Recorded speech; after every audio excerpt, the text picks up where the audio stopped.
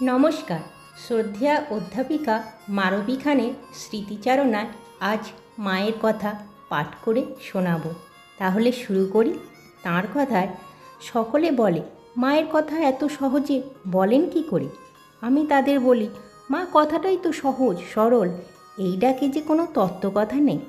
তাই তার কথা বলতে কি খুব শক্ত শক্ত কথা বলার প্রয়োজন হয়? মাকে তো আমি আমার বাড়ির মায়ের মতন দেখি। আনন্দে যেমন জড়িয়ে ধরি মমতাময়ীর আঁচল, তেমনি অভিমানে আবার ঝগড়াও করি। এই তো মা। আমার জীবনের দুটি ঘটনার কথা বলি, তাহলে আরও স্পষ্ট হবে মায়ের উপস্থিতি ও তার অনুভূতি আমার জীবনে।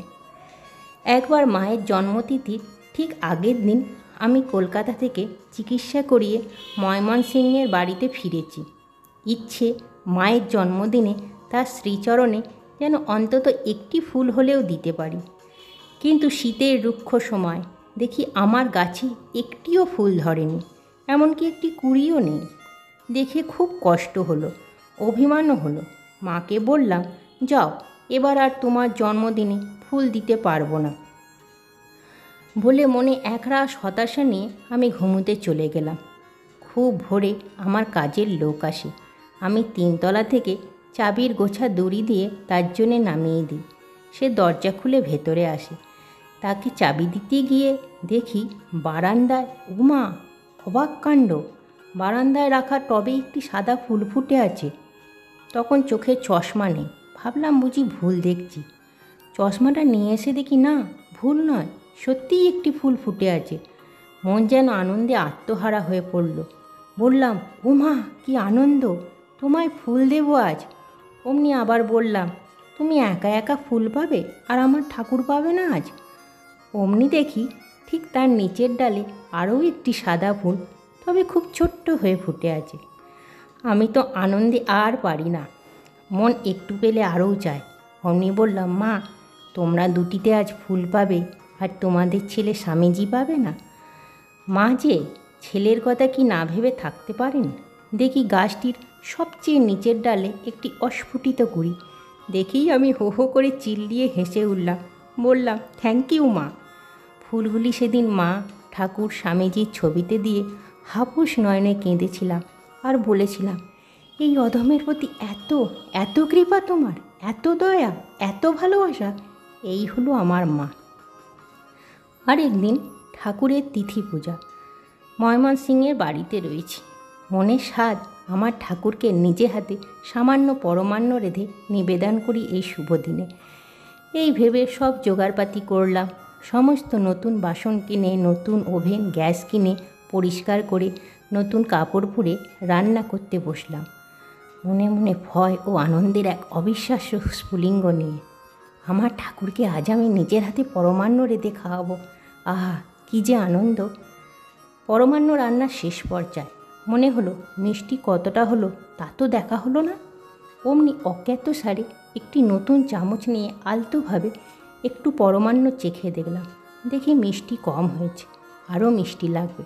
তাই মিষ্টি দিয়ে পরমান্ন রান্না শেষ করলাম।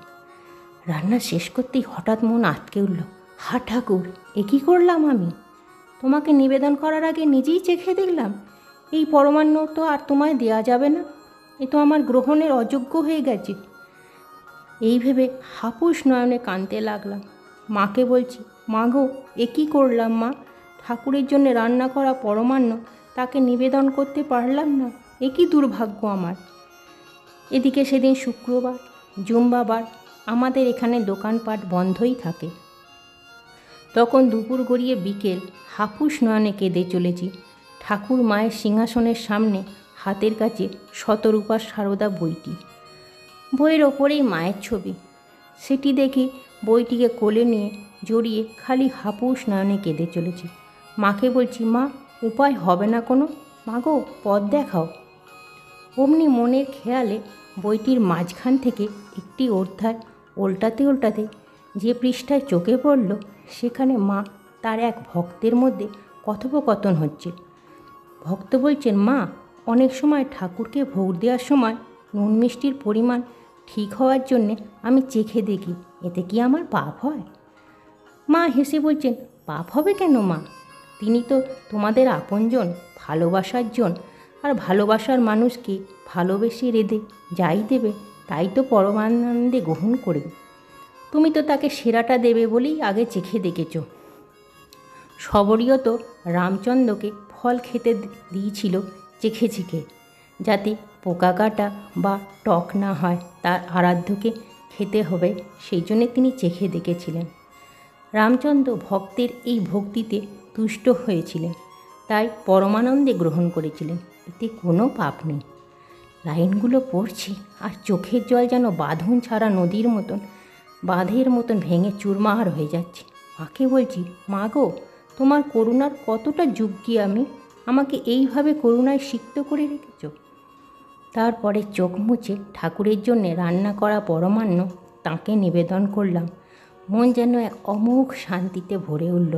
মনে মনে বললাম, তোমরা আছো, তোমাদের যে একটু ভালোবাসা আর সরল বিশ্বাস দিয়ে কাছে পেতে চাইবে, তাদের কাছেই তোমরা ধরা দেবে, তাদের চির আশ্রয়স্থল হয়ে, চির বন্ধু হয়ে। শুধু বিশ্বাস, বিশ্বাস, বিশ্বাস, অটল বিশ্বাস রেখে যাও তাঁর প্রতি। তিনি সর্বদা তোমাদের হাত ধরে থাকবেন, আগলে রাখবেন, রক্ষা করবেন। নমস্কার।